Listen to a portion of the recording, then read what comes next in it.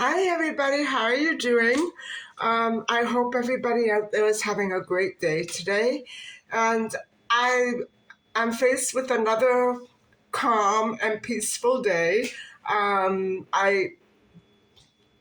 are a couple of things that I could tackle today, but there's no rush or importance. And what a sweet sound to my own ears, having it come out right in out of my mouth. There's nothing to do. There's nothing important to do. No crisis. No deadline. I'm just still trying to decide on options I could take with a major purchase. And when you have hair all over your face and in your mouth and in your eyes, well, this is me all day long. All those dry, scraggly ends, oh, they have to go. But that's for another day. There are a couple of things I have been meaning to tell you, and it's not such great news.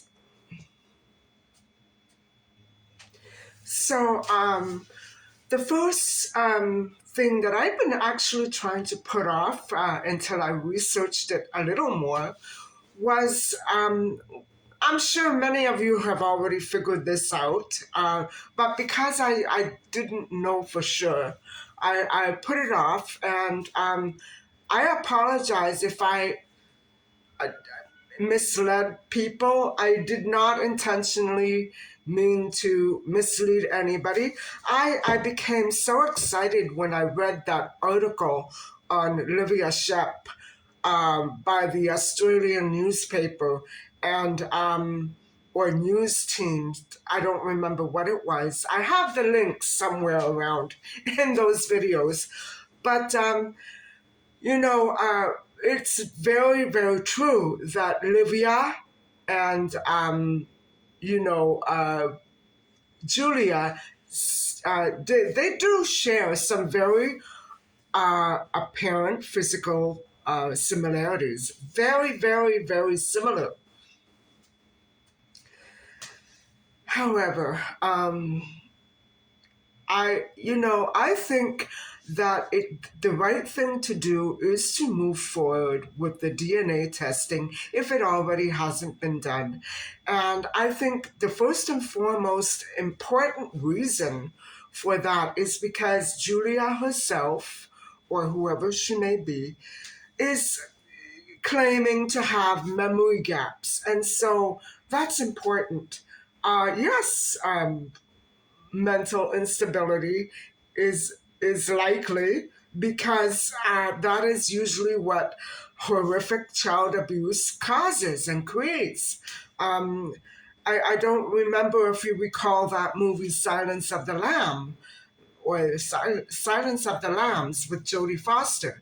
And that should tell everybody right out that child abuse is the primary factor of memory loss and split personality disorder. But I don't want to go there. I don't want to go there because I don't know. I'm not saying that Julia, by all means, is that far into emotional distress. I don't know what the situation is. What I am saying is that she should move forward with the DNA testing to many other missing parents of missing children, because it's not easy to say what a child's appearance will look like years down the road. And another more obvious signal of the mistake or error in thinking that Julia may be Livia Schepp is that there is no coloboma in Livia's eye. Now I've checked, and in most instances, coloboma is a congenital. Uh, it's a birth. It's present at birth. It's a defect that is present at birth, and it causes problems with eyesight, among other problems. But what I'm trying to say is, I cannot, for the life of me, find out for sure if coloboma can develop during childhood, because clearly by 11 years old, Julia had that defect. We can see it in the photograph. We don't know if it's the photograph of Livia or another missing child. So the thing is that any parent will know if their missing child had coloboma. And so I apologize to Irena Lucidi, who obviously would have been the first person to balk at the suggestion that Julia might be Livia, because if it were the reverse, if it were Livia that had the congenital birth defect and the coloboma and Julia no, then there would be a plausible scientific medical explanation. But no, it can't be reversed, that you start out with nothing and then you develop it. I have been trying to research that physical trait, that genetic defect, and all of the information appears to be classified. Well, there's probably a very good reason for that, but I think in instances like this, that classification of knowledge can really lead to some serious and misleading errors in judgment. That being said, guys, I think that, looking at problems children have had in trying to get themselves identified as missing children, there should be a way that police stations all across the nation and world should develop in order to simplify everything. And I know that it's not ideal for parents to publicize, parents of missing children, to publicize their DNA, like for instance, online or anything like that. However, the process should be made much simpler, simply by stating facts that are easy to trace, like blood type. That can narrow it down quite a bit. That's not completely giving away all of your genetic information. But I think that the process should and could be made much more easy for people like Julia to get through times like this. And I still believe that she probably may have suffered some horrible trauma in her childhood years. I don't know what it could be. If it were the case that she indeed were Livia, hypothetically, let's say, for instance, and Matthias Schepp took his daughters with the intention of not doing away with them, but maybe you know, uh, dropping them off to some mysterious relative of his, maybe in Italy or France or Canada, someplace like that. And I don't know. I'm just saying hypothetically. There seems to be a gap in the timeline between the time that the twins were last seen and that he was found dead.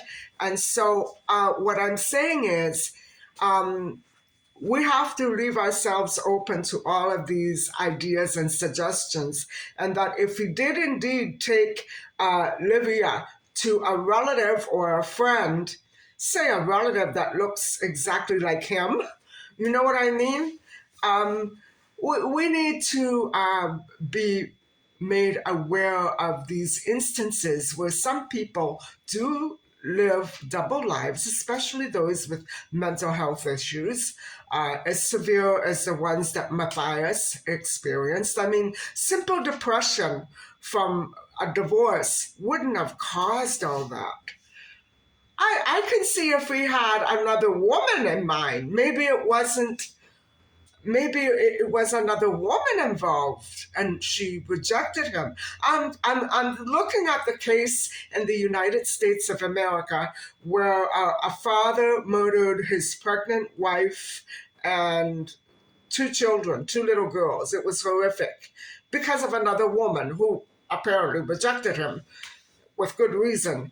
And so that's what I'm saying. Depression that way, to me, it doesn't seem logical that he would one day, after years of months of being divorced or separated from Lucidi, Matthias would suddenly, it doesn't make sense to me in that way. That's why I'm looking for another missing link. But of course, I'm not part of the investigation. I don't have all the evidence in front of me. I'm just coming up with theories that may not have been investigated and may indeed exist. Because if a person leads a double life, Matthias's whereabouts and activities leading up to his death would not have been public.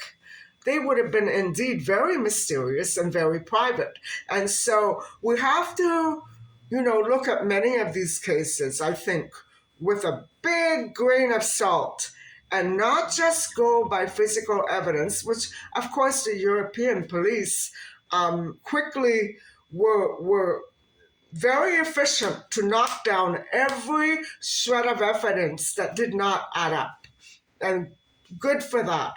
Not like maybe the McCanns that they kept, the investigative team kept going after what is allegedly false sightings. We need more to go on sometimes when people lead double lives.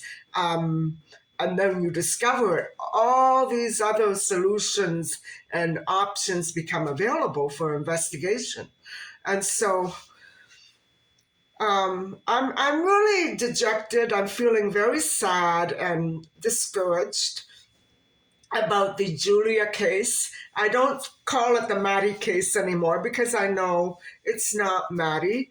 Although she had a good chance of having that connection with Maddie in terms of abusive tactics that were forced upon her by abusive adults. That's what I'm talking about, and not genetic factors, just experience and not genes. That was a complicated way of saying exactly what I wanted to say, but I hope you understand.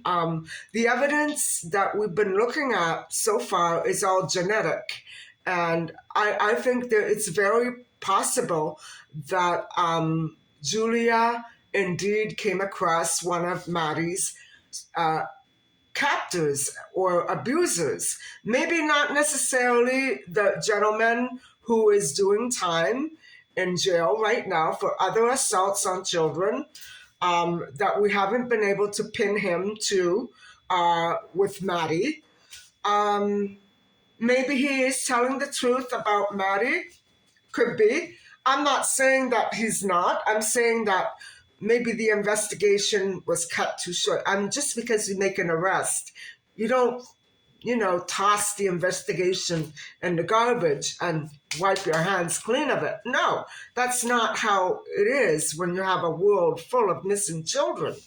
And so that's not a criticism. Um, and it shouldn't be, but maybe it should be in some respects because many police stations don't operate by that same criteria. So I think that just because you've made an arrest, that doesn't mean that all the other unsolved cases should remain solved. They're not, especially where that person is concerned. He may know other children's captors. You know what I'm saying? I think basically we're missing a lot of initiative here. We're missing. I know that police need evidence to go on, but it's not up to us to give it to them. When there's missing children involved, especially in high profile cases like Livia's and Maddie's, it's not up to us, it's up to them. And so, everybody, I'm wondering if you recall that American news story where a girl was found trapped and dead in her car, completely bone dry, submerged under a river or a lake. And it was an area that had been recently scanned by police. And so that's what I'm trying to say. Bodies can be moved. Maybe bodies are kept hidden for years and then eventually moved somewhere else. You know what I mean? So that's a difficult issue to move around. And so what I'm saying is, maybe we haven't looked in all the correct places for Maddie and Livia and Alessia and other children like that. Maybe we haven't, maybe we have. Children don't just vanish into thin air, especially if they are passed away. Usually we find their remains. And so I don't know what else to say about Livia and Alessia, or Maddie for that matter. Anyway, guys, tonight I'm going to be speaking on hyperchlorhydia, which is the opposite condition of what I spoke on last night. And I intend to make it very brief, and because I know that it's a common issue that can lead to some pretty detrimental health concerns if it's not targeted properly or treated properly with some very few simple remedies. Sometimes you don't even need antibiotics. So if you know what it is, you can catch it. And so, everybody, I don't know exactly what I'm up to today. So, definitely I'm going to step out for some fresh air, and maybe I'll, try to get some work done out of the home because it's kind of oppressive in here at times. And, it's no use me cleaning up because I know tonight is going to be a mess again. I basically I tidy up every morning, and then I'm free to go and do whatever it is that I have to do. I'm looking for a couple of birthday gifts. That's about all that's on my agenda. And so, but I'm not in the mood for hitting the stores or, doing any window shopping. I think I'm just going to, get a standard gift and be done with it because I'm kind of feeling so tired.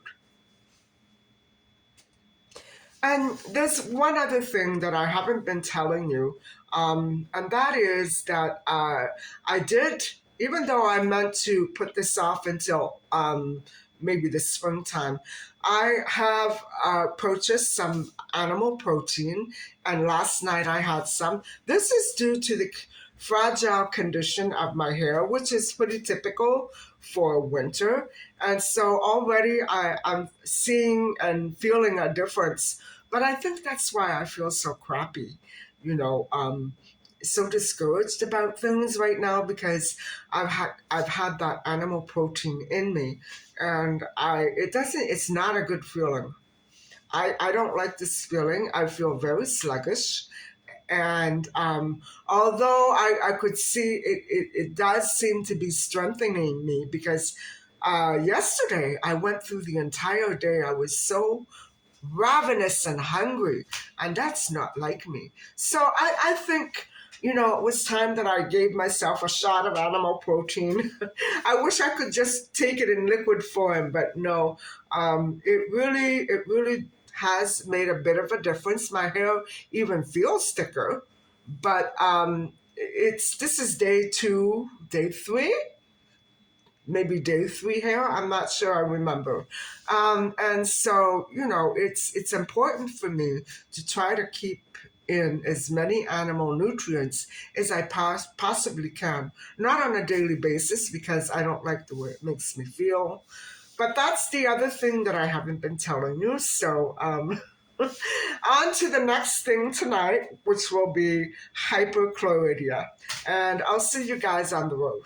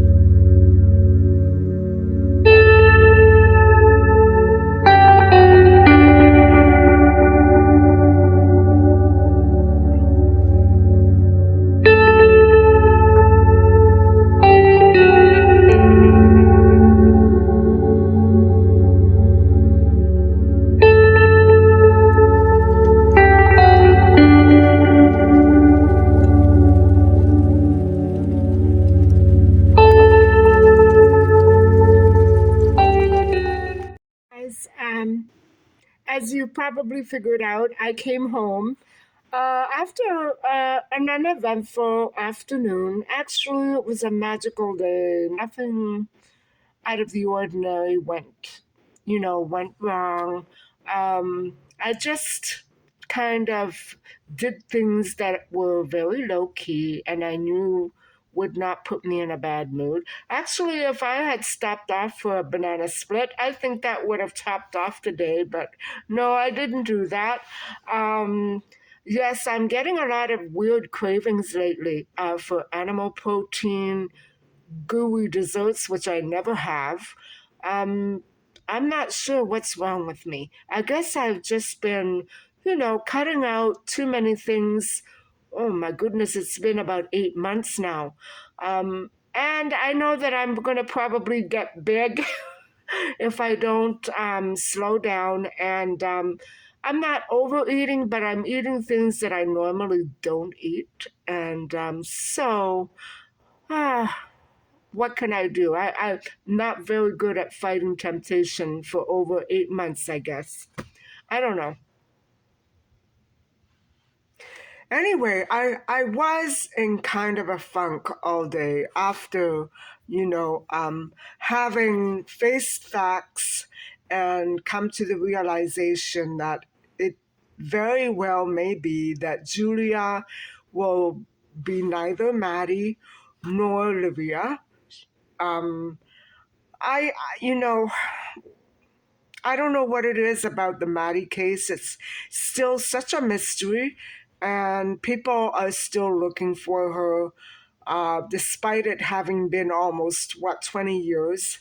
Um, the thing is that when we go and look at the Livia and Alessia case, guys, it's so heartbreaking. I don't know what it is. I want to cry. I want to cry because I think of the mother. Um, I just don't know how to put my emotions into words because this is the kind of passion that should keep investigators active. And I think that most likely nothing was missed at all in Livia and Alessia's case up until the point where they just lost the track. They didn't know exactly where the twins went. And so nobody knows for sure if they're dead or alive. But the thing that really makes me want to break down and cry is the helplessness of those little girls in in the confrontation of their father. um I'm not sure how it happened, how it went about, but when Livia and Alessia went to their father's apartment, first of all, they had lived in a villa with their mother and their father, and so when Irena and Matthias split up, Matthias went to live in a nearby apartment, and so the twins had a beautiful upbringing, um, with both parents and with one parent. But the fact of the matter is that the weekend. The Sunday night after Irene Irena spoke to Matthias on the phone, um, he was telling her that the twins would not be able to attend nursery school the next day or school the next day, because they were going to be returning Monday instead of Sunday. Now, she objected to this. The mother objected, rightfully, and so she went down to the apartment. Now, apparently, Matthias didn't tell anybody that he was leaving for a trip or he just took the twins and that was it.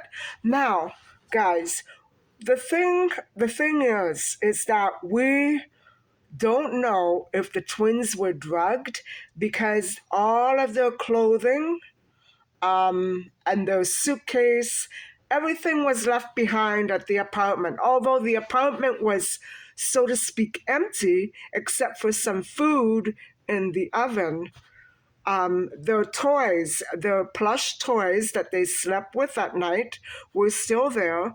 Now, nobody knows why Matthias chose to do that.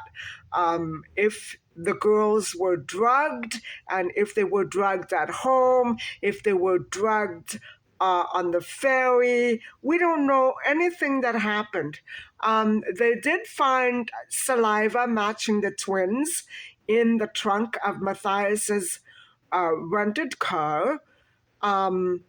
That's about it. We don't know anything else.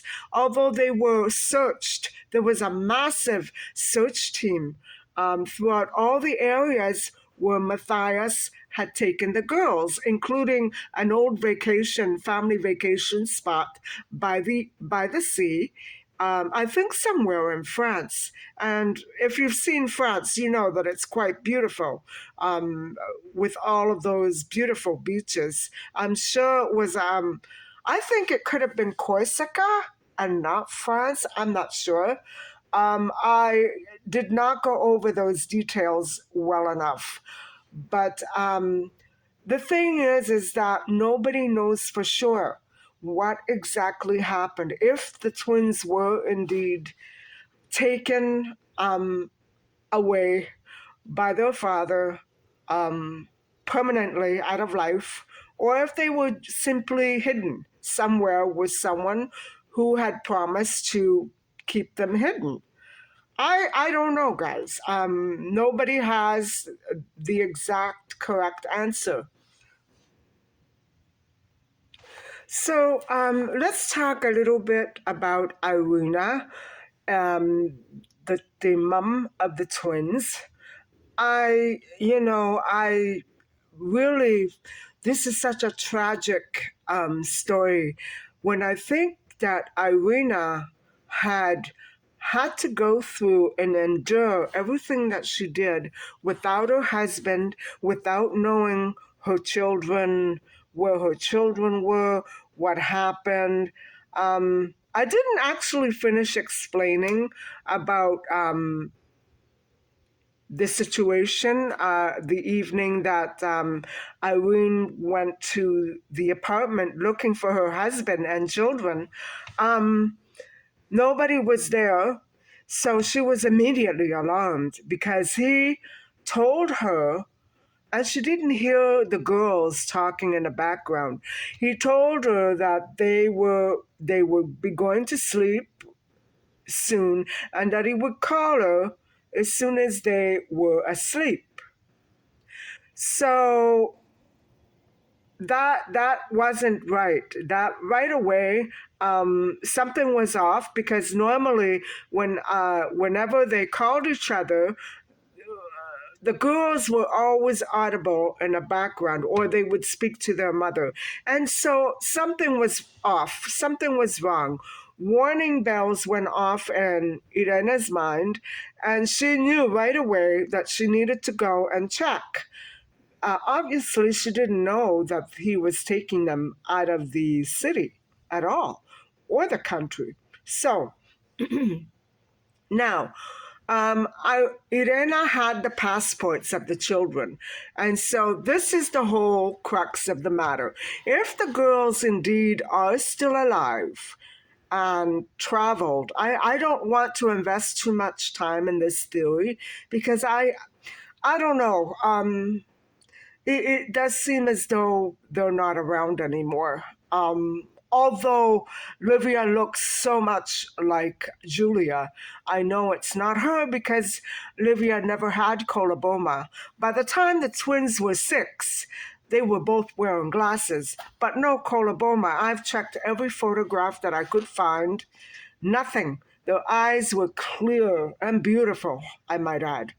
And so when she saw that there was food in the oven was off, and all the clothes and toys were still there.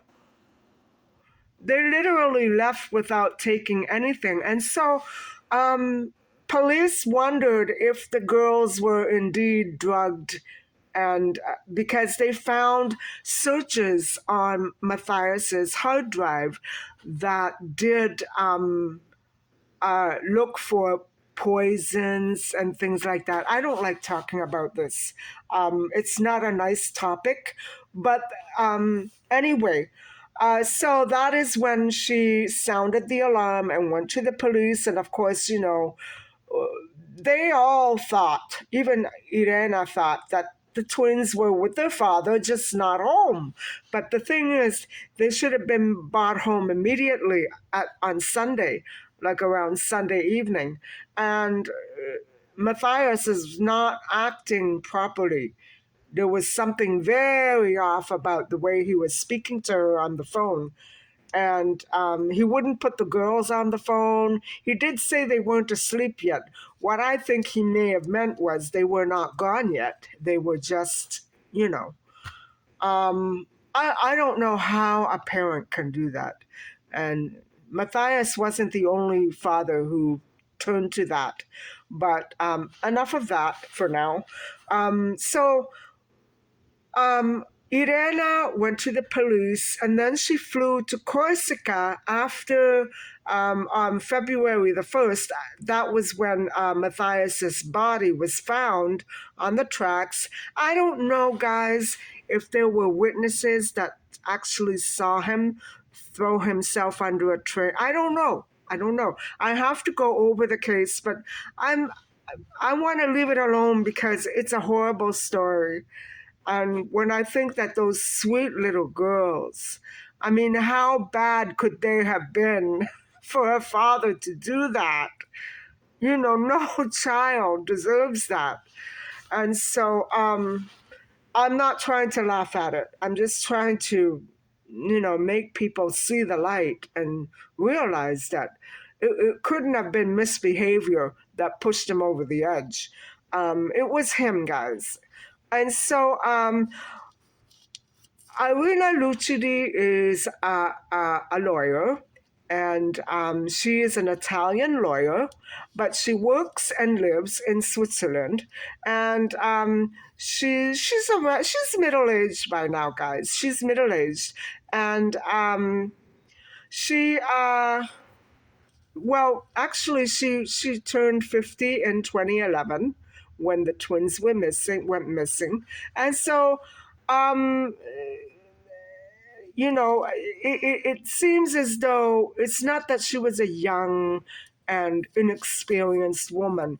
By the time the twins went missing, she was a really street smart, intelligent, middle aged woman. She was, a very capable person.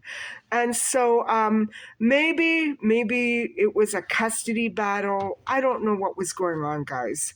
But anyway, right now she is still a lawyer, and she is very active in missing children Switzerland. And so my I highly commend her for having the absolute bravery to face it all alone. I mean, I'm sure she has family and friends, but you know what I'm saying. Her lifeline is gone. The McCanns have each other, but she doesn't. Her life in less than 2 days was entirely snatched from her and the twins, but she had to live and endure it. She was brave, she was strong, and she has so many supporters. And so she was very active in the investigation. And she, nothing ever turned of it. They could not trace the twins ever. And so the reasoning, the logic would have been that Matthias had quite a bit of money with him on that trip, and they were suggesting that he had another passport made up for the girls so that they could leave the country, because at the time that they went missing, their passports were at home with Irena. And so they wouldn't have been able to leave the country. But nobody knows what happened because the bodies were never found. And so she offers, I guess, legal advice and emotional support for families. Get this, guys, for families who are undergoing things like, the McCanns, and they're missing child. She offers emotional support for victims of missing children, families of missing children. How commendable is that? I mean, what a woman that can face life and continue to go on day after day, knowing that she'll never have her family again.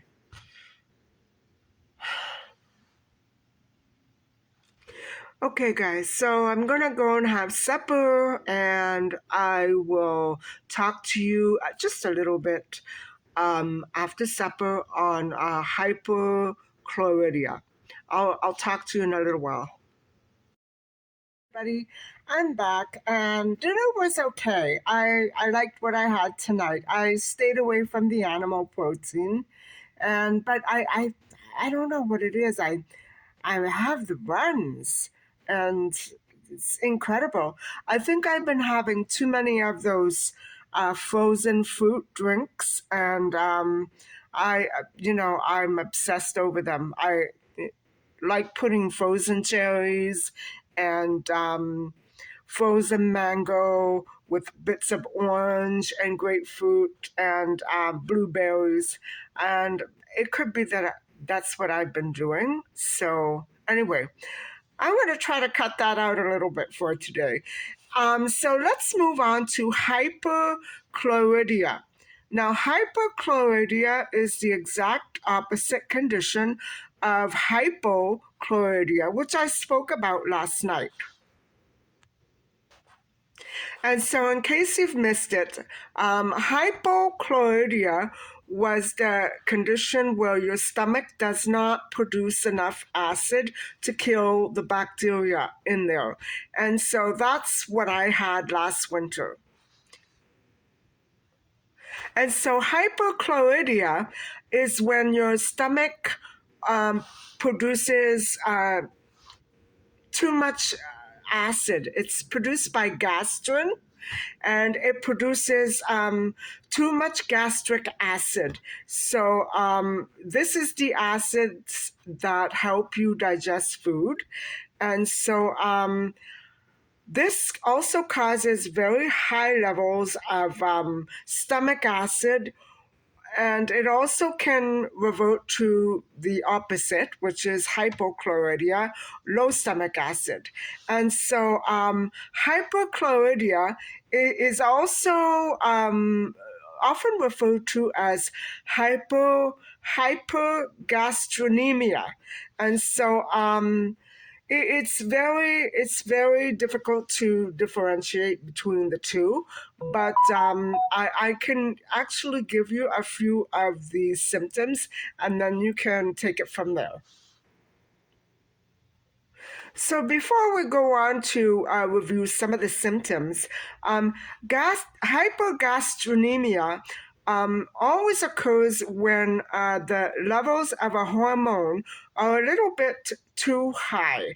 And so gastrin is a hormone. And so it releases gastric acid.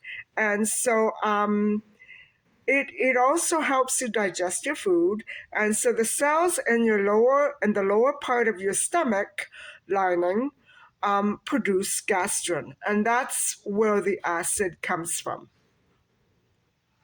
And so, guys, some of the symptoms appear to be very similar to heartburn, a sour taste in your mouth, which is what my mother used to complain about.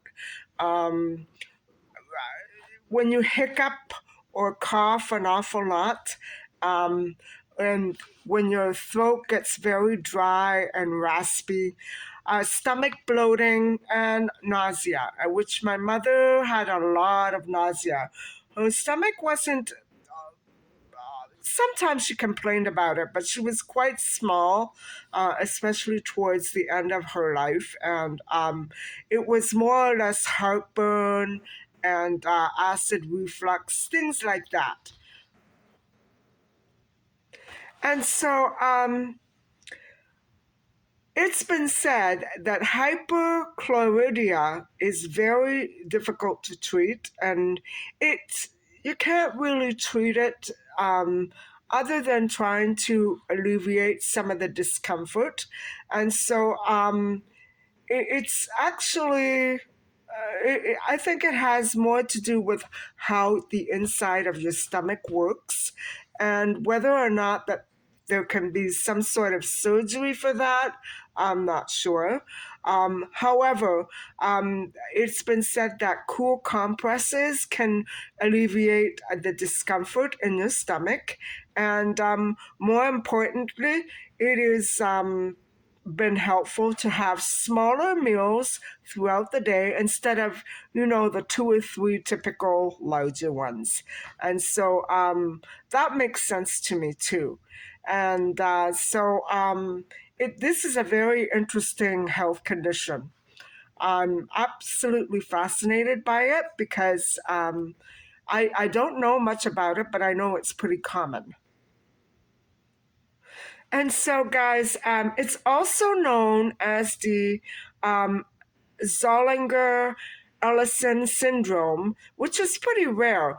But what happens is you can develop little peptic tumors in your stomach or in the pancreas, and that would be in the upper part of the small intestine. And it's very uncomfortable to have discomfort there because it feels like everything is so tight. And so the tumors that may develop are actually called gastrinomas.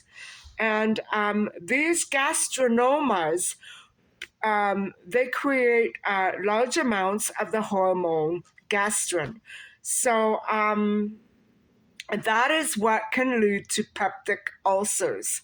So, if you have a lot of cramping and belly pain, I feel bad for you because you never know what it could be. If it's pretty much all the time, chances are that you probably have those little ulcers. I'm not. I'm not saying that this is fatal by all means. It's quite manageable, but that would be probably what my mom had, because the pain situation, like the area, seems to match mine and hers. But mine, in my case, it wasn't enough acid. Man, I'm lucky because if I had had too much acid, I probably would have had tumors by now. But I'm pretty sure that I don't. And so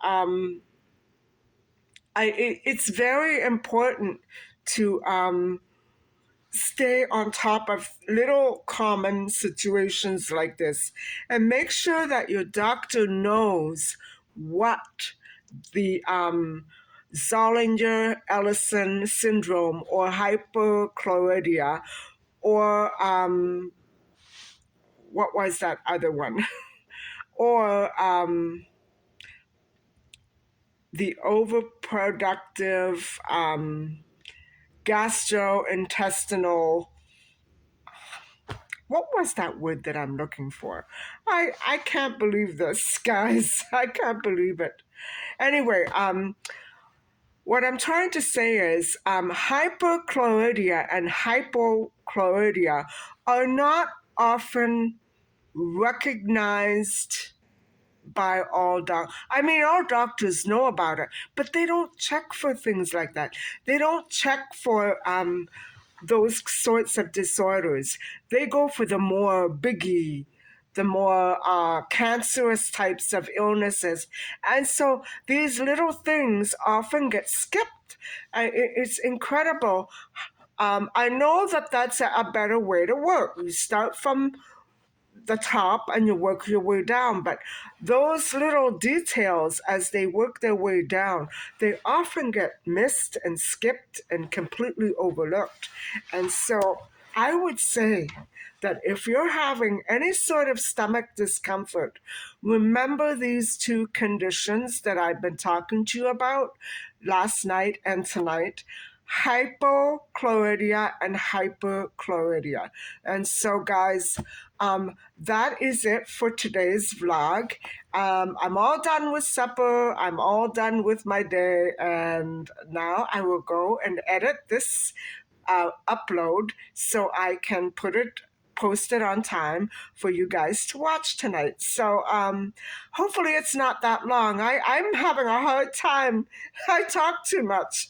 I'm having a hard time shortening them. I would like them to be 20 minutes, right? Not me. Anyway, I hope you're all having a great evening. Thank you so much for listening and watching. And please don't forget to like and subscribe. Bye for now.